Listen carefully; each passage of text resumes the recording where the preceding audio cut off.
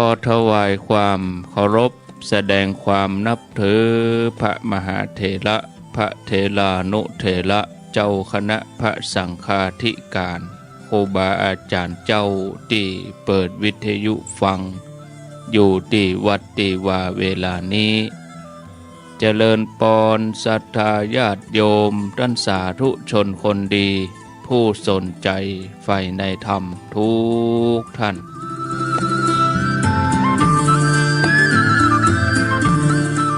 ได้เวลาแล้วเนอได้เวลาแล้วถึงเวลาแล้ว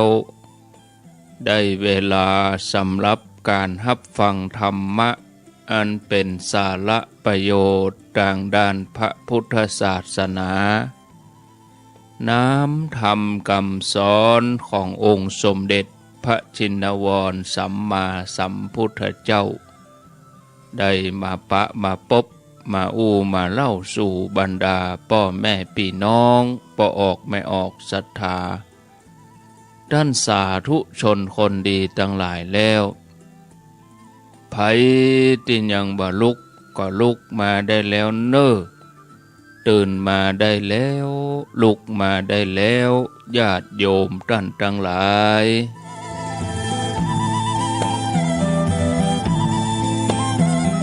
หลับลูกเจ้ากินผักดังป่ายหลับลูกควายกินผักดังเกาลูกเจ้าได้หลายลูกควายได้น้อยหลับลูกเจ้าเป็นเจ้าดังหลายหลับลูกควายป่าเฮ่อลูกหลานเป็นหนี้เป็นข้าเน้อตื่นมาเหียเน้อลุกมาเหียเน้อลุกเน้อลุกเน้อลุกลุกลุกลุกลุกตื่นตื่นตื่นตื่นตื่น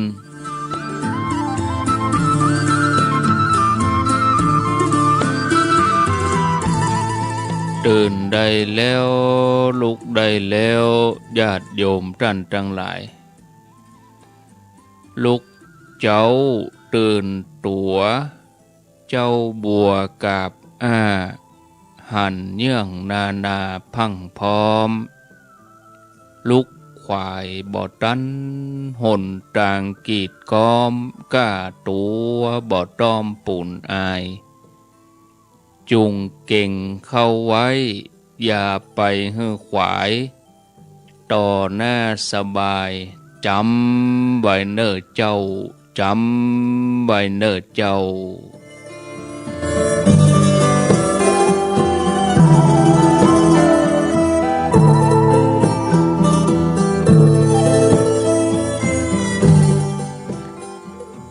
อรุณสวัสดิ์ธรรมะสวัสดีสวัสดียามเจ้าญาติโยมท่านผู้ฟังยินดีต้อนรับเข้าสู่รุ่งอรุณวันใหม่ปะกันเจ้านี้เป็นเจ้าของวันพัดพฤหัสบดี23ธันวาคมพุทธศักราช2564วันนี้เป็นวันเดือน3เหนือแฮม4ค่ำเดือน3เหนือแฮม4ค่ำพร่ำว่าเป็นวันพฤหัสบดีเดือนธันวาคมนี้เป็นเดือนสุดท้ายของปีวันนี้วันที่23พอดีเหลือเวลาแถม7วันแถม7วันก็จะหมดเดือนธันวาคมแล้วก็สิ้นปีหมดปี2564ก็จะจากเฮาไปจากตลอดกาลจากแบบนิรันดรจากแบบบะปิกมาแถมในเดือนธันวาคม2564เดือนหน้าปีหน้าก็เป็นปี65ต่อไปศรัทธาญาติโยมท่านสาธุชนท่านทั้งหลายมาปะกันในรายการเสียงธรรมแสงอรุณดำเนินรายการโดยอัตมภาพพระครูอภิวัฒนวิกรมวัดปากตังเจริญตำบลดอยหล่ออำเภอดอยหล่อจังหวัดเชียงใหม่ เป็นผู้รับผิดชอบดำเนินรายการอุณหภูมิอากาศที่ปากดังเจริญเจ้านี้อุณหภูมิอยู่ที่16 องศาเย็นสบายศรัทธาญาติโยมท่านทั้งหลายแต่หลายท่านก็อาจจะเกิดว่าหนาวบางคนก็ลุกมาแล้วบางท่านยังบ่ตื่นมาเตื้อกะบ่เป็นหยังนอนฟังหันก่อนก็ได้ขวายมาแถมน้อยก็ก้อยลุกมาที่อู้ถึงวันที่อู้ถึงปีที่อู้ถึงเดือนจบไปตะกี้ตอนนี้เวลา5:12 นาทีอู้ถึงเวลานี้เพราะว่าเวลาเป็นสิ่งมีค่าสำหรับคนสมัยใหม่เพราะไผ่ก็มองว่าเป็นปัจจัยสำคัญเวลานี้เป็นเวลาที่เสาะแสวงหาเงินทองมีคำอู้ว่าเวลาเป็นเงินเป็นทองเป็นเพราะว่ามีความคิดมีทัศนคติเวลาว่างไปก็เลยบางทีเกิดไปเกิดมาความว่างก็เลยหายไปจากวิถีชีวิตของคนผู้นั้นไปเนื่องจากบ่ยอมปล่อยเวลาให้ผ่านเลยไปโดยที่บ่มีเงินบ่มีทองงอกเงยถึงวันนี้ไผ่ๆก็บ่นว่าบ่มีเวลาไปทำบุญก็มีเวลาไปวัดก็มีเวลาศรัทธาญาติโยมหรือจะไปที่ไหนที่อื่นก็จังบอกว่าบ่มีเวลาแม้จะหาเวลาเพิ่มขึ้นได้ก็ยังรู้สึกว่าบ่มีเวลาแถมเหมือนเดิมบ่ต่างจากคนที่ได้เงินเท่าใดก็บ่รู้จักพอน้อยคนน่ะศรัทธาญาติโยมที่จะมาตระหนักว่าขณะที่ตัวเองมีเงินมีทองเพิ่มขึ้นเวลาตัวเก่าที่อยู่บนโลกนี้เหลือน้อยไปทุกทีแล้วเมื่อถึงวันที่ตัวเองจะต้องหมดอายุไขไปสู่โลกหน้าถึงจะมีทรัพย์สมบัติมากมายเพียงใดก็เอาไปตัวยบ่ได้ศรัทธาญาติโยมยิ่งให้ไปกว่านั้นคือการพบว่ามีหลายสิ่งหลายอย่างที่เฮาได้ทำแต่กลับบ่ได้ทำเกิดใจว่าจะทำแต่บ่ได้ทำชีวิตก็ถูกพญามัจจุราชเอาไปเสียก่อนท่านผู้ฟังญาติโยมไผ่ที่ตระหนักอย่างนี้ย่อมบ่ปล่อยให้เวลาของตัวเองหมดไปกับการได้มัวเมาเพลิดเพลินกับสิ่งที่ไร้สาระสนุกสนานไปวันๆหรือแม้จะทุ่มเทกับสิ่งใดที่บ่ได้ประโยชน์แต่จะให้ความสำคัญกับสิ่งที่มีความหมายต่อจิตใจอันจะนำไปสู่ความสงบความสุขใจอย่างการทำความดีการสร้างบุญกุศลให้เวลาแก่คนที่เฮาเคารพนับถือรวมถึงการที่ปฏิบัติสิ่งที่เป็นประโยชน์แก่โลกมนุษย์นั่นคือการเสียสละประโยชน์ส่วนตนเพื่อประโยชน์ส่วนรวมแล้วก็เกียมตัวที่จะรับมือต่อมรณะภัยที่จะมาถึงอันเป็นความจริงที่เฮาทั้งหลายนี้บ่โป้นคนที่มันเตือนตัวเองอยู่เสมอว่าเวลาเหลือน้อยเขาจะเห่งขวนขวายเขาจะพยายามตั้งหน้าตั้งตาทำความดีสร้างบุญกุศลศรัทธาญาติโยมท่านทั้งหลายท่านสาธุชนคนดีก็มีหลายวิธีที่เราจะเจริญมรณานุสติที่ใจเวลาน้อยแล้วก็สามารถทำได้ในชีวิตประจำวันเราได้ทุกเวลาบ่จำเป็นต้องให้รอเวลาถึงใกล้นอนบ่ต้องจำเป็นถึงเวลาที่หัวถึงหมอนอย่างเวลาที่เราเดินทางบอกว่าเราจะพิจารณาก่อนเดินทางหรือขณะเดินทางเราลองเตือนตัวเองสักหน่อยว่า อันนี้ครั้งนี้อาจจะเป็นการเดินทางครั้งสุดท้ายของเขาก็ได้เขาออกจากบ้านแล้วเขาอาจจะบ่ได้ปิกเข้าบ้านแถมที่ว่าอย่างนี้เนี่ยศรัทธาญาติโยมคือตั้งอยู่ในความบ่ประมาทจงตั้งอยู่ในความไม่ประมาทศรัทธาญาติโยมอันนี้สอดคล้องกับปัจฉิมโอวาทที่พระพุทธเจ้าพระองค์ได้ทรงตรัสไว้เมื่อครั้งก่อนที่พระองค์จะเสด็จดับขันธ์ปรินิพพานเป็นปัจฉิมโอวาทหรือว่าปัจฉิมวาจาเป็นพระดำรัสครั้งสุดท้ายขององค์พระสัมมาสัมพุทธเจ้าที่บรรดาหมู่เฮาเจ้าพุทธศาสนิกชนน่าจะยึดไว้แล้วก็บ่ควรที่จะมองข้าม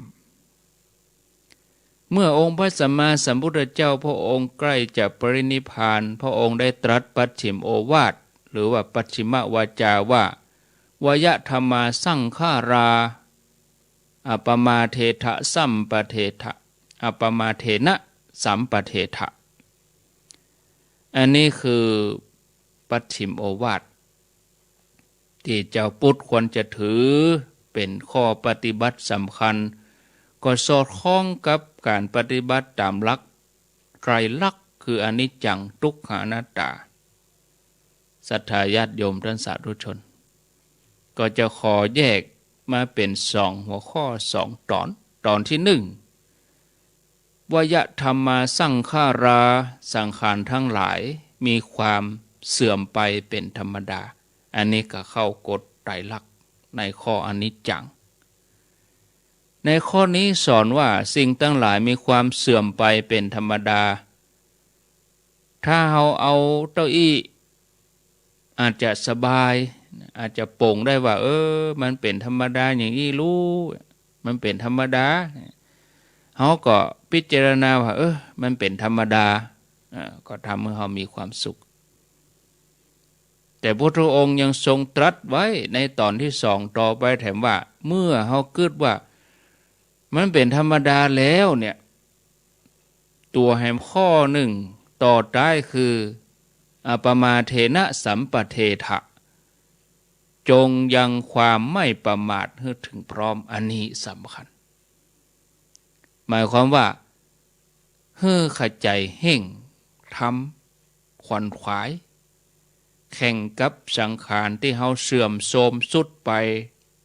แข่งกับเวลาที่มันเสี่ยงไปหมดไปอันใดที่มันบ่ใจสาระอันใดที่มันบ่มีประโยชน์ก็ควรจะละไว้ทิ้งไว้ฮะคนเฮาบางทีอยู่ดีๆบ่ได้เนี่ยบางทีถ้ามีงานให้ทำก็จะลืมเรื่องนั้นไปทำงานไปถ้ามีงานให้ทำก็ความคิดมันก็ฟุ้งไว้เตลิดเปิดเปิงไปเลยอันอย่างที่ดีๆบ่คิดอันอย่างที่มันเป็นประโยชน์บ่ทำไปคิดอันอย่างที่บ่มีประโยชน์อันอย่างที่มันไร้สาระไปทำอันอย่างที่บ่มีประโยชน์แล้วก็ไร้สาระทีนี้เฮาพิจารณาว่าวันเวลามันล่วงไปเฮาบ่ควรจะไปเสียเวลากับสิ่งเหล่านั้นนะญาติโยมท่านทั้งหลายประโยชน์ตนประโยชน์ท่านเนี่ยคือถึงพร้อมด้วยความบ่ประมาทอันนี้ชัดเจนเมื่อสิ่งทั้งหลายมันบ่เที่ยงแน่นอนถ้าเฮายังมัวเมาประมาทแล้วเนี่ยศรัทธาญาติโยมเหตุปัจจัยของความเสื่อมหรือว่าสิ่งที่เป็นโทษก็จะเข้ามาได้โอกาสได้ช่องเฮาทั้งหลายก็เหมือนกันแล้วความคิดเนี่ยเวลาเฮาคิดอันอย่างดีๆมันก็จะมีแต่สิ่งดีๆแต่ถ้าเฮาคิดอันอย่างบ่ดีความบ่ดีมันได้ช่องมันได้โอกาสมันสอดคล้องเข้ามาในสมองเฮาแวบขึ้นมามันจะคิดไปเลยเตลิดเปิดเปิงแล้วก็ทำให้จิตเสื่อมฉะนั้นต้องระมัดระวังเนอะศรัทธาญาติโยมบางเหตุปัจจัยของความเสื่อมเข้ามาพร้อมกันนี้เมื่อเฮาระงับเมื่อเฮายับยั้งบางเหตุปัจจัยความเสื่อมเข้ามาถึงความคิดถึงการกระทำเฮาก็จะต้องปฏิบัติประโยชน์เพื่อสร้างความเจริญให้กับตัวเองให้กับจิตใจตัวเองเฮาก็ต้องสร้างเหตุ ที่เป็นปัจจัยแห่งความเจริญเหตุที่เป็นปัจจัยแห่งความเกิดประโยชน์นั่นคือโดยที่เฮาต้องประมาทนะบดีไปปล่อยปะละเลยเพิกเฉยนะความบประมาทนี่คือความบันิ่งเฉยกระตือรือร้นทุกสิ่งอย่างที่ควรทำเพื่อจะหลีกเลี่ยงความเสื่อมเพื่อสร้างสรรค์ความเจริญโดยใจหลักการตัวนี้ความหู้เต้าตันและก็การปรงใจเนี่ยศรัทธาญาติโยมท่านสาธุชนอย่างที่บอกมาเบื้องต้นถึง2 บทนั้นเมื่อเข้าประสานกันก็จะทำให้เฮาเนี่ยพิจารณาป้องกันความเสื่อมของใจสร้างสรรค์แต่ความเจริญจิตใจก็จะมีแต่ความสุขปฏิบัติไปอย่างนี้พร้อมกันอันนี้เปิ้นฮ้องว่าปฏิบัติแบบครบวงจรทีนี้ถ้าเฮาพิจารณาตามหลักการนี้เฮาก็จะหันการดำเนินชีวิตของคนในโลกถึง3 กลุ่มก็คือว่ากลุ่มที่1โปร่งใจได้ก็สบายบ่เป็นหยังจ้างมันเถอะเนี่ยปล่อยไปตามเรื่องมันจะลุไปเสื่อมไปมันก็เป็นเรื่องของสังขารร่างกายมันก็เป็นอย่างอี้ของมันเนี่ย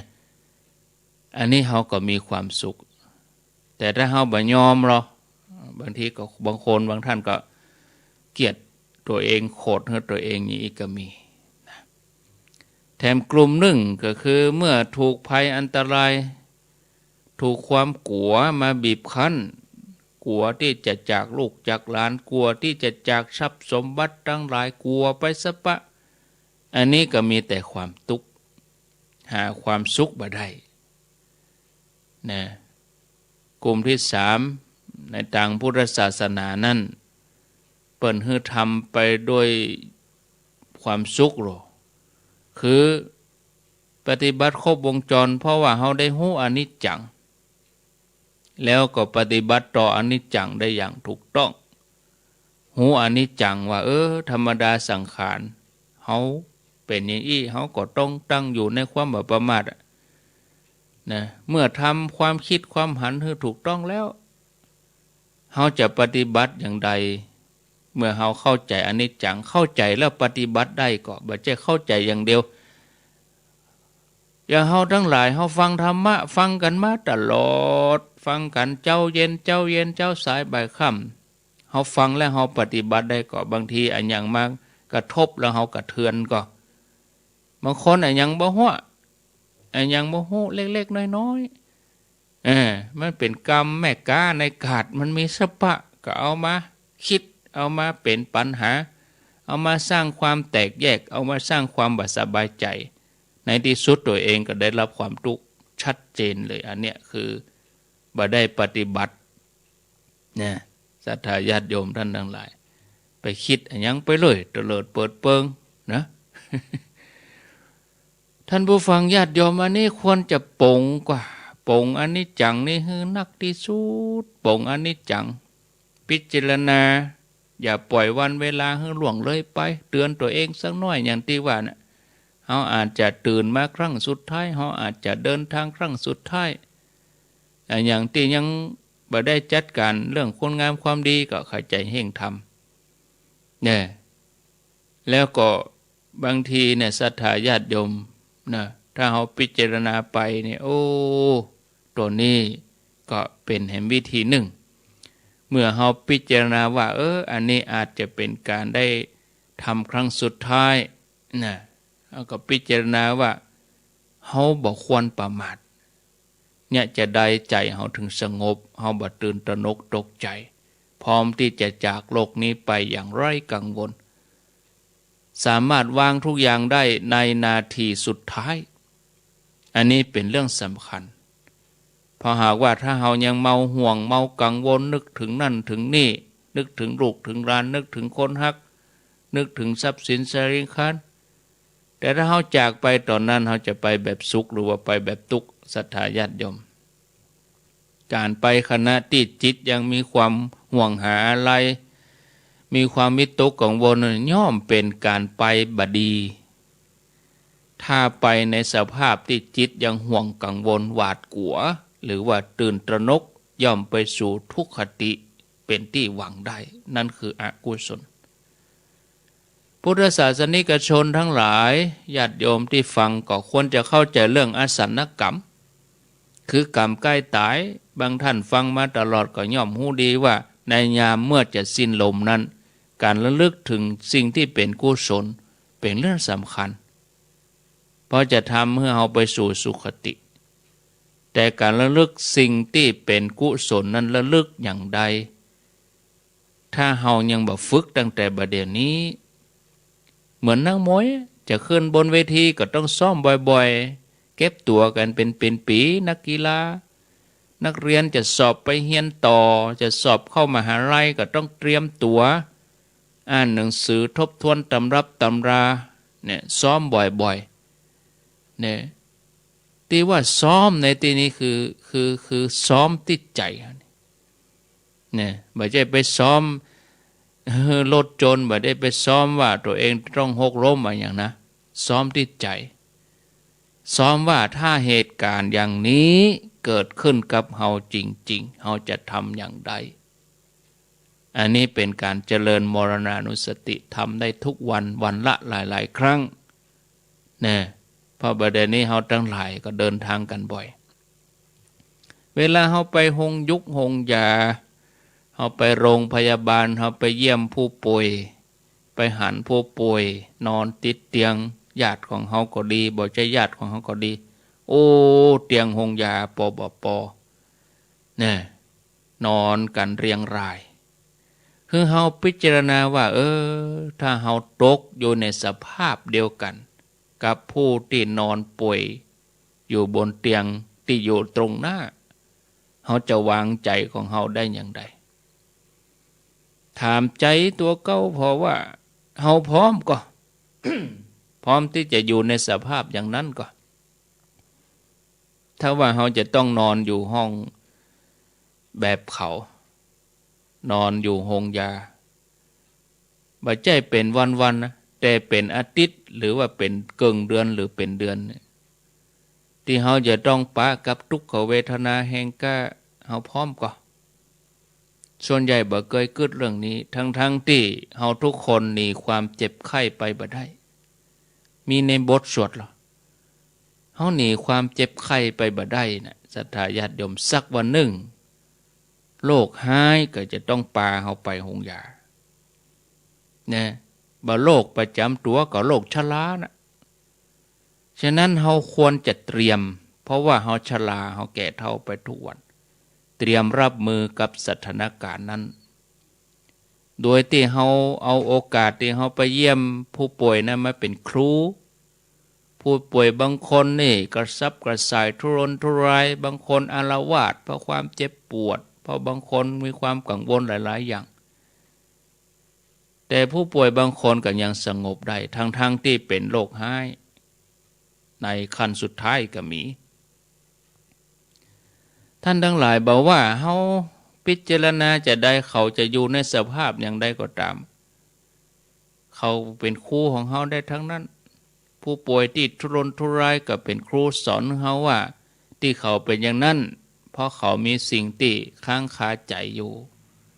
แล้วก็บ่ได้เตรียมใจไว้บางคนทำงานมาทั้งชีวิตบ่เคยล้มหมอนนอนเสื่อหับบ่ได้รู้สึกว่าอึดอัดกระสับกระส่ายเพราะเคยทำแต่งงานบ่ฮู้จักกรรมพักเมื่อร่างกายมันประท้วงมันต้องการพักกรรมนั้นมันพักยาวแล้วเมื่อเขาบ่ได้พักร่างกายก็จะต้องประท้วงเอาใจเปิ้นเกินเนี่ยทีนี้เจ้าของร่างกายคือใจของเฮานั้นมันก็ซับกระส่ายมันเป็นทุกข์เพราะกายบ่ได้ดังใจมันมาเป็นนี่อย่างตอนนี้ว่าไปอย่างนั้นกระซับกระส่ายเพราะใจทุกข์แบบนี้ก็เป็นครูของเฮาได้เขาสอนให้เฮาฮู้ฝึกใจให้ปล่อยวางนะฝึกใจให้ฮู้จักอยู่กับตัวเอง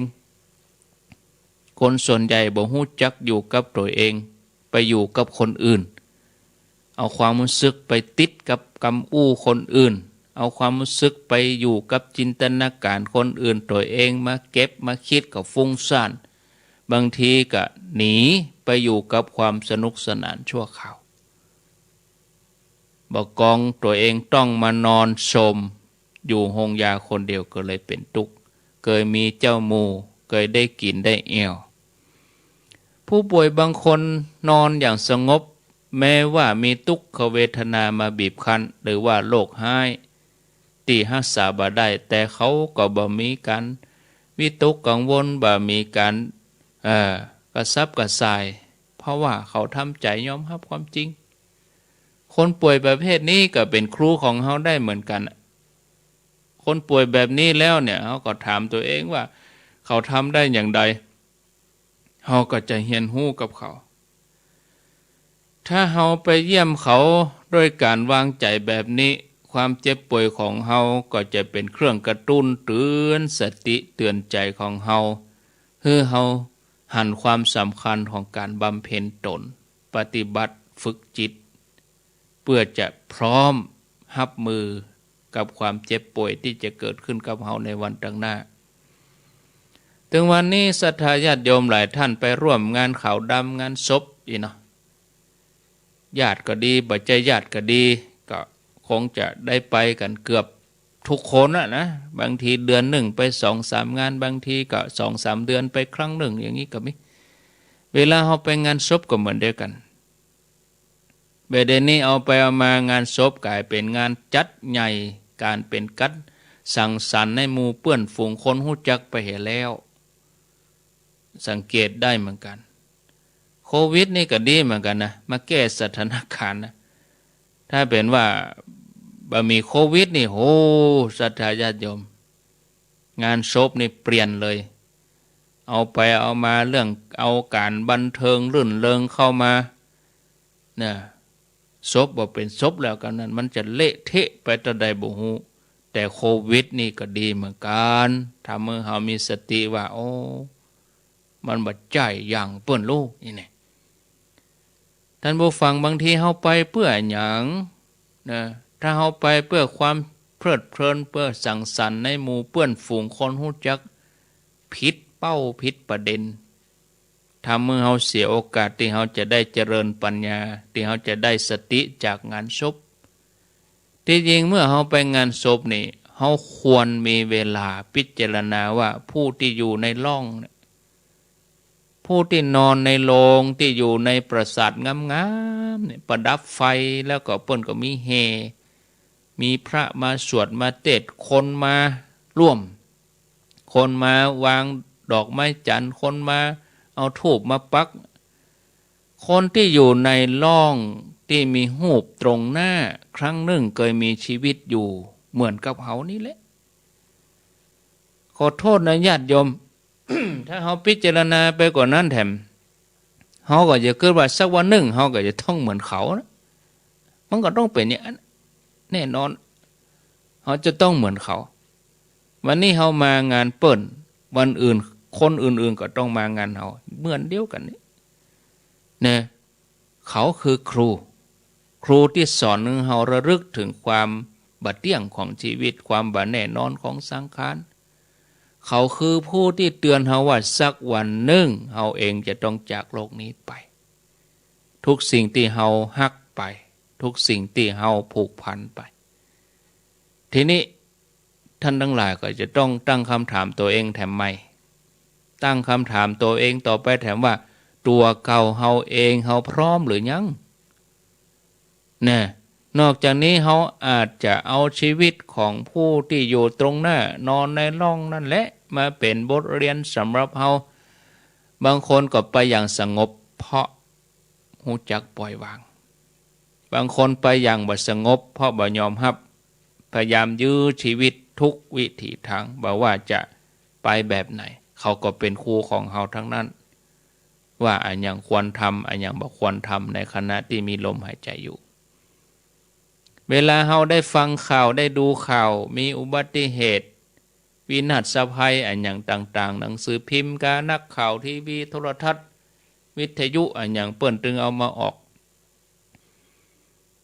เฮาจะไปอ่านข่าว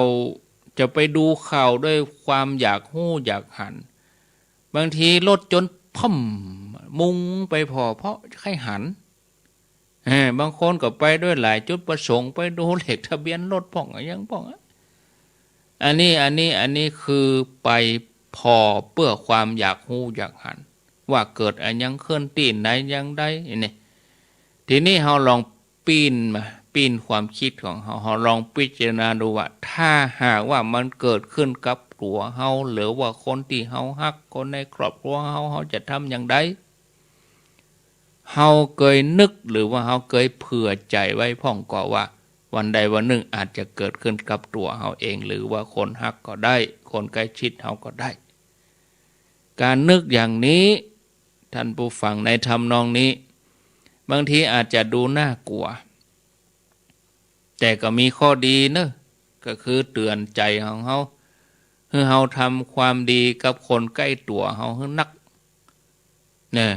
เพราะเขาจะด่วนจากไปของเราเมื่อใดก็ได้มีหลายคนมานั่งเสียดายโอ้เสียดายบ่ได้ดูแลพ่อเสียดายบ่ได้ดูแลแม่เต็มที่มีหลายคนนึกเสียใจอย่างนั้นนะญาติโยมในขณะที่เปิ้นมีชีวิตอยู่บ่ได้ทำความดีกับเปิ้นเมื่อเปิ้นจากไปเนี่ยอย่างบ่ได้แล้วอันนี้ก็นับว่าเป็นความประมาทนะศรัทธาญาติโยมทีนี้เฮาลองพิจารณาให้ใกล้ตัวขึ้นมาแถมหน่อยถ้าว่าสิ่งที่เฮาพอข่าวเสพข่าวนั้นเกิดขึ้นกับตัวเฮาเองเฮาจะทำใจอย่างใดในวินาทีสุดท้ายที่เฮารู้สึกตัวว่าอุบัติเหตุด้านใดนะการพิจารณาในแง่นี้ก็ไม่ใช่เรื่องอัปมงคลอันใดนะศรัทธาญาติโยมนะตรงกันข้ามทำให้มันกระตุ้นให้เฮาตระหนักว่าชีวิตของเฮาบ่เที่ยงนะศรัทธาญาติโยมซ้ำให้กะเฮายังสามารถพิจารณาถึงมรณะภัยได้ทุกขณะทุกเวลานอกจากนั้นยังกระตุ้นเตือนให้เฮาหันความสำคัญของการฝึกสติเพื่อจะเกียมรับมือกับสิ่งเหล่านี้โดยเฉพาะการเตรียมสติเตรียมใจในยามคับขันบ่ฮื้อตื่นตระหนกเฮาบ่ค่อยได้สนใจเรื่องนี้กันนะแต่เป็นเรื่องจำเป็นนะที่เฮาจะต้องฝึกนะศรัทธาญาติโยมเวลาที่เฮาประสบกับการพลัดพรากจากสิ่งที่ฮักเฮาเคยสวดมนต์กันพ่องก็อยากได้สิ่งไหนไม่ได้สิ่งนั้นนั่นก็เป็นทุกข์ได้มาก็เป็นทุกข์ในการที่จะรักษาเมื่อถึงเวลาประสบกับการพลัดพรากสูญเสียของหายโทรศัพท์หายรถโดนลักไปอีเนาะเหตุการณ์แบบนี้ก็สามารถเอามาใช้ในการเจริญมรณานุสติได้เหมือนกันนะท่านผู้ฟังญาติโยมเพราะบ่ใช่ว่าเฉพาะความตายนะคือความพลัดพรากสูญเสียเนี่ยมันก็เตือนให้เฮาว่าความพลัดพรากเนี่ยมันเป็นธรรมดาของชีวิตอย่างที่เป็นของเฮามันบ่เคยอยู่กับเฮาได้เมินตลอดไปบ่ต้องเอาสิ่งที่อยู่นอกกายเพียงแค่ร่างกายของเฮาอยู่ด้วยกันถึงวันแท้ๆมันก็ยังอยู่กับเฮาได้บ่ตลอดมันก็ต้องสุดโทรมไปมันก็ต้องเสื่อมไปเนาะนอกจากนั้นก็ยังมีประโยชน์แถมอย่างหนึ่งถ้าเฮาได้กึดอย่างอี้นะมันจะช่วยให้เฮาได้ฝึกใจของเฮาให้รู้จักปล่อยวางเฮาลองมากึดพอกะศรัทธาญาติโยมถ้าหากว่าสตางค์เฮาหายหรือว่าของมีค่าอันใดที่เฮาฮักที่สุดหายไปเฮายังทำใจบ่ได้แล้วเมื่อถึงวันที่เฮาจะต้องจากโลกนี้ไปแหมล้อเฮาจะทำใจได้อย่างไรเพราะเฮาต้องพัดภาคจากทุกสิ่งอย่างเลยนะมีล้านก็เสี่ยงล้านน่ะมีแต่ใดบ้านจองของเงินจากไปแบบบ่ได้ปิกมาเลยเนี่ยเฮายังนึกเสียดายของที่เสียมอกปอให้พอดีแต่อันนี้จากไปโดยนิรันดรนะ นะเมื่อเราจะต้องพัดภาคจากสิ่งทั้งหลายทั้งหมดทั้งสิ้นนะความพลัดพรากสูญเสียจากทรัพย์สินสมบัติหรือว่าผู้คนทั้งหลายแม้จะเป็นเหตุการณ์ที่เฮาปรารถนาแต่มันมีประโยชน์นะญาติโยมถ้าเฮารู้จักมองมันก็มีคุณค่าคือนอกจากเตือนใจของเฮาให้เข้าใจสัจธรรมความจริงว่าทุกสิ่งมันบัดเที่ยงความพลัดพรากเป็นธรรมดาของชีวิตมันก็ยังเป็นเครื่องฝึกใจของเฮาให้รู้จักปล่อยวางแม่นก็เพราะวันนี้ถ้าเฮาปล่อยวางบ่ได้วันหน้าเฮาจะทำใจอย่างไรเฮาจะมีทุกข์ไปกว่านี้ก็เมื่อเฮาต้องประสบพบกับการพลัดพรากครั้งใหญ่ที่สุดเนี่ยการสอนใจตัวเองว่าเฮามีความพลัดพรากเป็นธรรมดาเป็นการเตือนให้เฮารู้จักการปล่อยวางก็ดีเป็นการรู้จักคำว่าความสูญเสียมันเป็นธรรมดาก็ดีถึงสองอย่างนี้เนี่ยญาติโยมเป็นประโยชน์เขาจะได้ประโยชน์คือได้ประโยชน์จากการสูญเสียจากการพลัดพรากมันเป็นตัวกระตุ้นให้เราเจริญมรณานุสติได้ดีถ้าเราพิจารณาแบบนี้เราจะบ่มัวไปเสียอกเสียใจทุกข์ระทมกับความพลัดพรากที่มันผ่านไปแล้ว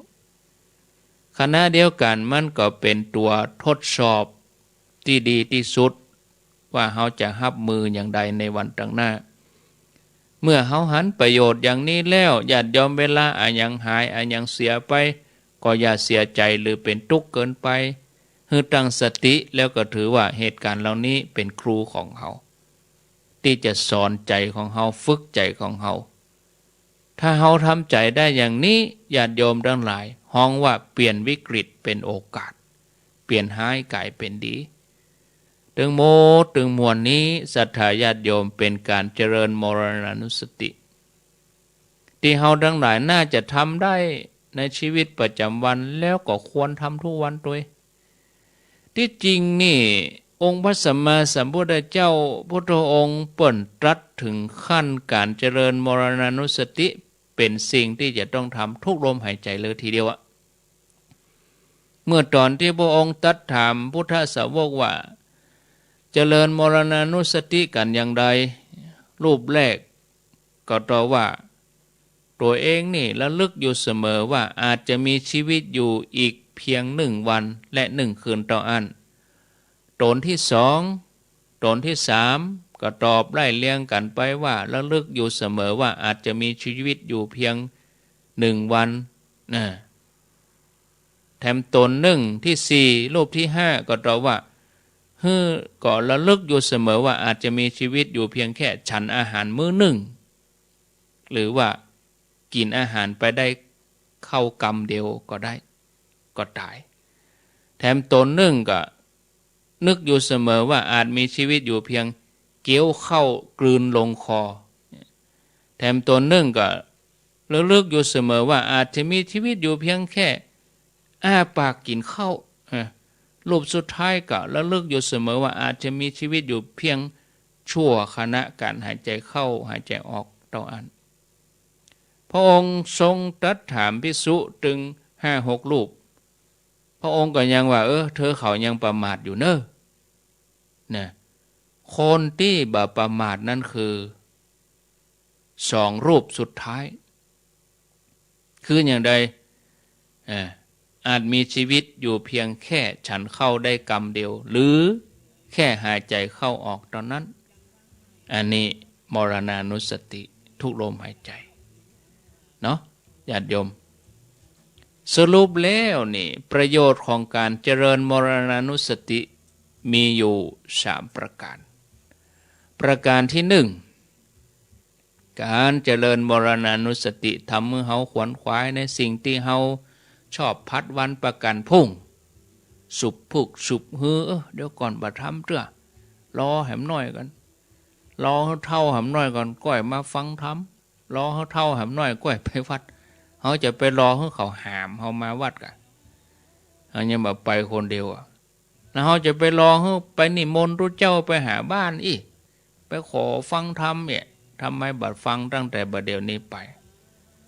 มันก็ญาติโยมในชีวิตเรามีสิ่งสำคัญมากมายที่เราควรทำนะแต่เราบ่ทำเพราะเราชอบพรผันไปเนี่ยอย่างถึงเป็นอย่างนั้นศรัทธาญาติโยมก็เพราะว่าเราคิดว่าเราจะบ่มีวันตายไงเราคิดว่าตัวเองจะมีชีวิตเป็นอมตะว่าตัวเองจะบ่เฒ่าเพราะว่าเราคิดกันอย่างนี้นะชีวิตถึงวันนี้เป็นชีวิตที่วุ่นกับการแข่งขันเฮามัวทำโน่นทำนี่นะส่วนใหญ่ก็ทุ่มเทกับงานสังคมเพลิดเพลินสนุกสนานไปห้างพ่องอะยังพ่องสินค้าลดราคาไอ้นั่นน่ะที่เขาก็คิดไปนะตรงกันข้ามสิ่งที่เขาควรทำเขาบ่ท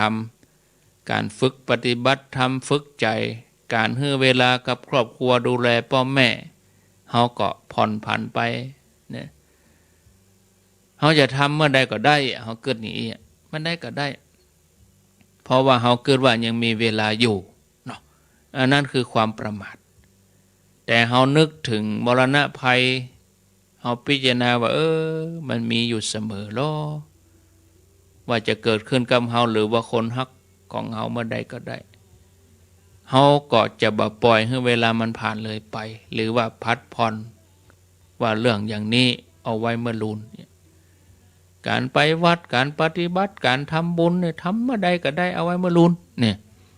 ตรงกันข้ามญาติโยมถ้ามีตัวน่วงตัวมีสติขึ้นมาหน่อยมันจะคิดละสติแห่งความดีนี่มันจะคิดละเห่งทำเนี่ยทันทีที่มีโอกาสนะเนี่ยพุทธศาสนาว่าความไม่ประมาทประการที่สองนี่มรณานุสติทำให้เราปล่อยวางในสิ่งที่เราชอบยึดติดเรายึดติดอย่างพ่องยึดติดคนฮักเงินทองชื่อเสียงเกียรติยศคือเรานึกถึงมรณะภัยเตือนใจของเราแล้วก็หันความสำคัญของการปล่อยวางเพราะในที่สุดเราต้องจากสิ่งเหล่านี้ไปทั้งหมดยิ่งนึกถึงมรณะภัยมันต่อใดเขาก็สามารถปล่อยวางได้ง่ายต่ออันท่านสาธุชนทั้งหลายยังได้ก็ตามสิ่งที่เขาควรปล่อยวางบ่ได้มีแค่สิ่งที่เขาฮักหรือว่าที่ สิ่งที่ทำให้เขามีความสุขต่ออันนะแม้สิ่งที่เขาบ่ฮักสิ่งที่ทำให้เขาบ่มีความสุขเขาก็จะต้องฝึกปล่อยวางด้วยนะยกตัวอย่างความโกรธความเกลียดความรู้สึกผิดความอาฆาตพยาบาทอย่างพวกนี้ก็เป็นสิ่งที่เราควรจะต้องปล่อยวางด้วยถ้าว่าเขาแบบปล่อยวางเวลาเขาใกล้จะสิ้นลมเนี่ยมันจะทุรนทุรายมันจะเจ็บปวดอาจถึงขั้นกับขอโทษเนาะไปแบบนอนบัดหลับตายตาไม่หลับบางคนนี่ทำความดีมานักแต่เวลาใกล้จะดับจิตนึกถึงความบดีที่เคยทำอาจจะเป็นเรื่องเล็กๆน้อยๆอกุศลที่เกิดขึ้นในใจแม้เพียงขณะเดียวก็สามารถนำพาไปสู่ทุกขติได้นะความรู้สึกผิดว่าเขาเคยทำอย่างบดีบางอย่างเอาไว้หรือความเกลียดแค้นอาฆาตพยาบาทไผบางคนมันจะมารบกวนใจของเขาในเวลายามที่เขาจะดับจิตถ้ามือเขาไปบดีดังนั้นญาติโยมทั้งหลายต้องรู้จักปล่อยวางสิ่งเหล่านี้ปล่อยตั้งแต่ประเด็นนี้เนี่ยฉะนั้นเวลาเขาโกรธไผก็จะไปโกรธเมินถามว่าบ่ฮื้อโกรธมีก็มันก็บ่มีมันมีแต่จะไปโกรธเมินถ้าเขาโกรธไผเขาตายไปพร้อมกับความโกรธทุกขติทันทีเวลาทะเลาะวิวาทกับไผโกรธไผจนหัวฟัดหัวเวียงก็ขอให้นึกถึงความถ่ายให้พ้องจะช่วยให้เราได้สติว่าโคตรไปเนี่ยอย่างมันได้อย่างขึ้นมาแฮมเบอร์เมินบัดนั้นก็ตายจากกันไปแล้วบักเขาก็เฮาบักเฮาก็เขา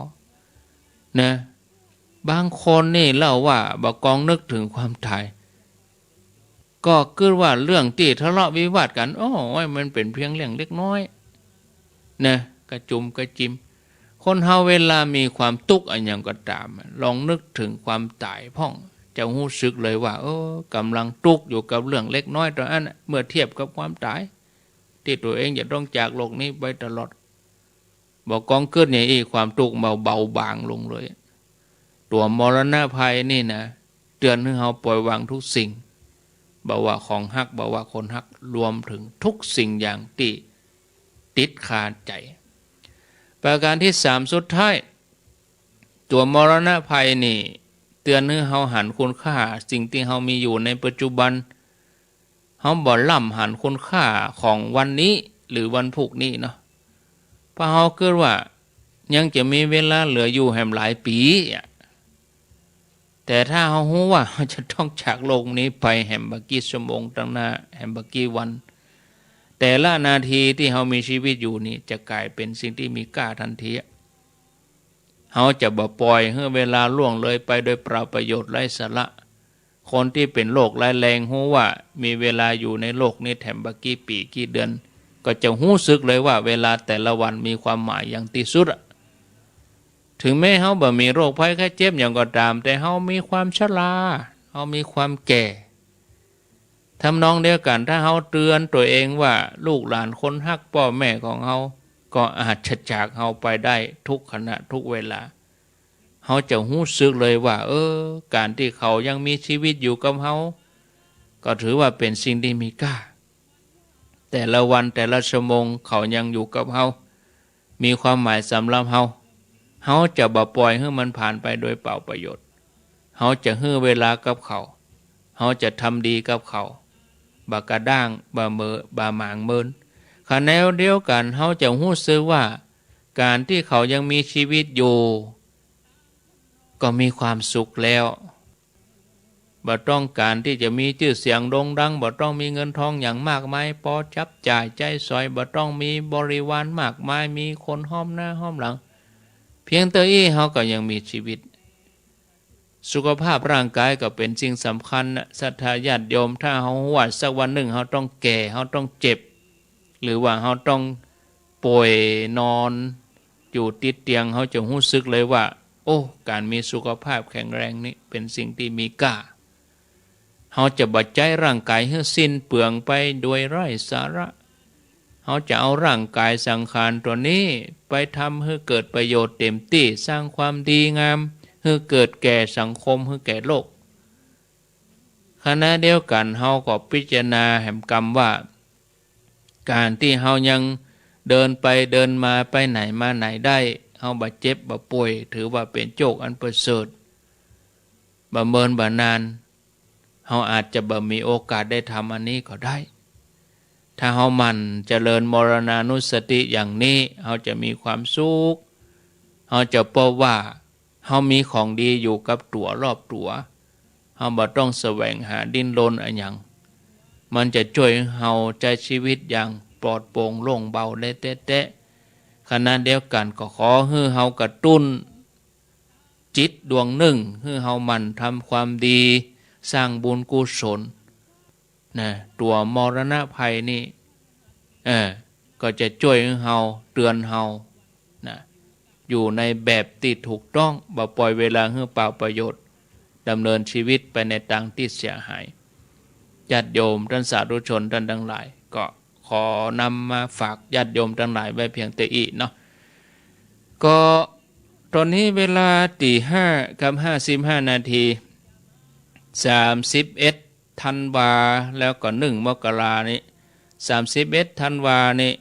ก็จะเดินทางไปที่สถาบันธรรมาภิวัตรอำเภอแม่เมาะจังหวัดลำปางไปร่วมตานศาลาที่พักสามเณรของท่านพระอาจารย์สาธิตธีระปัญโยที่แม่เมาะฉันเพลที่แม่เมาะหั่นเรียบร้อยแล้วก็ครูบาอาจารย์ไปนี้เพิ่นก็จะไปกันหลายตนอยู่นะคร่าวๆนี่เพิ่นจะไปหลายตนอยู่บางตนเพิ่นก็จะปิกมาอยู่หลังจากที่ไปแม่เมาะแล้วเขาก็จะเข้าไปที่อุทยานธรรมพระสุนทรมุนีไปอยู่ที่หั่นสักชั่วโมงคนที่บ่ได้นอนก็ขอให้ปิกเพิ่นก็จะปิกกันปิกมาสวดมนต์ที่บ้านตัวเองก็ตันอยู่ที่31นะประมาณบ่าย2โมงก็ออกจากตัวเมืองลำปางมาแล้วเสร็จเรียบร้อยแล้วก็ทำบุญที่หั่นส่วนตมากับศรัทธาแห่งกลุ่มหนึ่งหลายๆคนเพื่อก็จะนอนเพราะสวดมนต์ข้ามปีกับพี่น้องลำปางนะสวดมนต์ข้ามปีเรียบร้อยแม่เจ้าก็ทำบุญตักบาตรขวายมากับสืบชะตาฉันเพลแล้วถึงจะกลับ ในวันที่หนึ่งอันนี้ก็แจ้งให้ทราบญาติโยมทั้งหลายคร่าวๆรายละเอียดก็จะเอามาแจ้งในวันพุธเนาะแถมกรรมหนึ่งกับวันที่11มกราคม2565ท่านที่เกิดเดือนมกราหรือว่าเกิดวันใดก็ได้ไปร่วมทำบุญเนาะวันที่11เพราะว่าวันที่หนึ่งบางท่านก็ติดหันติดนี่การงานละอ่อนไม่แอวหาบ่ดูตั้งไป12ก็บ่ได้ไปด้วยเปิ้นท่านเฮ้ย12เมื่อธันวาที่เปิ้นเข้ากรรมที่เปิ้นบรรจุพระธาตุก็บ่ได้ไปก็อันนี้เก็บตกเนอะ11มกราเปิ้นจะยกจ่อฟ้าตาลจ่อฟ้าปานลมช่างมาตะวาวันซืนเลยเดี๋ยวนี้ก็นอนหั่นศาลานอนหั่นนะก็วันที่11ร่วมสืบชะตาแล้วก็ร่วมทำบุญถวายเพลพระก็พระสงฆ์ก็นิมนต์พระม่อนฤาษีไป30รูปเพราะว่าครูบาอาจารย์เปิ้นจะมาวันที่10ท่านพระครูสุเมธออกจากอเมริกาวันที่7มาถึงม่อนฤาษีวันที่9วันที่10พักที่วัดเหวัน11จะนิมนต์เปิ้นไปปุ้นตุยพระสงฆ์ที่มางานปฏิบัติธรรมก็บ่จะไปปุ้นหมด30รูปแล้วก็นิมนต์เปิ้นสวดสืบชะตาธรรมจักรปวัตนสูตรวันเกิดของแม่การดาศีเนตรแล้วก็มีเจ้าภาพเปิ้นร่วมรับบุญด้วยเป็นเจ้าฟ้าปันลมกับตุลุงกับทายาอ่านคนพูดมาจะมาอ่านซ้ำแถมกรรมเนาะอนุโมทนากับเปิ้นญาติโยมเขาก็ร่วมกันนะบ่ใช่เป็นของคนคนเดียวนะทุกคนร่วมกันเขาได้สร้างได้แปลงอันนั้นเขาก็ได้หอมนึงฮะตามกำลังเด้อตามที่พร้อมถ้าบะหมี่ก็ยกมือ10 นิ้วเอาบ่ใช่ว่าจะไปหอมเหี่ยกูอย่างอันนั้นก็เดี๋ยวหอมนึงหอมแล้วก็เดือดร้อนลูกหลานเฮาพิจารณาตัวเองถ้าเฮาพร้อมเฮาก็ทำถ้าบ่พร้อมเฮาก็บ่ทำนะอันนี้หลักคิดง่ายๆเนอะแต่ถ้าเรามีจิตศรัทธาอยากร่วมก็ร่วมอนุโมทนาบุญโดยคนที่เปิ้นพร้อมเปิ้นมีกำลังเปิ้นก็ทำไปก็แบ่งเบาช่วยกันเฮาหับของหนักบ่ได้เฮาก็เอาของเบาแบกปูนบ่ได้ก็ติ้วน้ำกะติ้วน้ำบ่ได้ก็อย่างน้อยก็เนี่ยได้มันอุปกรณ์มันมีญาติโยมทั้งหลาย คนที่เปิ้นหับของหนักเปิ้นเป็นเจ้าภาพหับอันไปชิ้นเดียวเปิ้นหับตัวเองเลยก็ได้แต่อย่างหมู่เฮาหับของหนักบ่ได้เฮาก็ปะดอกกาเก้าอี้ก็เฮาก็หับกันไปมันช่วยกันมันม่วนดีจะไปคิดอะไรอย่างไปคิดมากบางคนคิดมากก็เลยตัวเองก็ได้ลำบากแต่มาหายไป2-3 วันเนี่ยพวกจินตนาการญาติโยมเกิดนักบางคนว่าอาจารย์บรรยงเปิ้นบ่อยู่แล้วเปิ้นบ่จัดสถานีแล้วบางคนตะเลิดเปิดเปิงไปใหญ่อาตมาว่าไร้สาระปีกมาเจ้านี่ดักวิทย์เสียอย่าง แปลกเหมือนกันนะคนเฮาเนาะเอาลาไปก่อนเด้อโชคดีมีใจอายุวันโนสุขังพลัง